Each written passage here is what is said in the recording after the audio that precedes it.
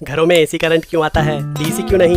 इमरान अपने कजन इरफान के लैपटॉप पे गेम खेलने की जिद कर रहा है। लैपटॉप का एडेप्टर खराब है, नया लेके आता हूँ, उसके बाद खेल लेना। इरफान को गए काफी टाइम हो गया और अब इमरान से रुका नहीं जा रहा। अब नया एडेप्टर लेना ही है तो क्यों ना इस वाले के वायर काट के इसको डायरेक्ट सॉकेट से जोड़ दिया जाए, करंट ही तो चाहिए। इमरान बस स्विच ऑन करने ही वाला था कि तभी इरफान आ गया। अरे भाई, लैपटॉप खराब करेगा क्या? वो एसी नहीं डीसी पे चलता है। अच्छा, तो एडाप्टर का काम एसी को डीसी में कन्वर्ट करना होता है, लेकिन ये बल्ब और पंखा तो बिना एडाप्टर के काम कर रहे हैं। कुछ चीजें जैसे कि लाइट बल्ब और पंखा तो एसी में चल जाते हैं, पर ज्यादातर इलेक्ट्रॉनिक उपकरणों जैसे कि लैपटॉप और टीवी को डीसी ही चाहिए होता है। तो क्या बल्ब और पंखा डीसी पे काम नहीं कर सकते? कर सकते हैं, लेकिन शायद पंखे की मोटर बदलनी पड़ेगी। अरे जब सब कुछ डीसी में काम कर सकता है तो घरों में एसी क्यों आता है? फालतू में एडाप्टर का खर्चा बढ़ गया। एडाप्टर का खर्चा तो बढ़ गया, पर एसी की वजह से काफी बिजली भी बचती है। वो कैसे? इलेक्ट्रिकल पावर जिससे हमारे घर के उपकरण चलते हैं, वोल्टेज और करंट दोनों पे निर्भर करती है, और ये पावर हमारे घरों से दूर पावर प्लांट में बनती है, जहाँ से फिर ये इन मोटे मोटे तारों से होके आती है। सेम इलेक्ट्रिकल पावर को हाई वोल्टेज लो करंट पे भी ट्रांसफर किया जा सकता है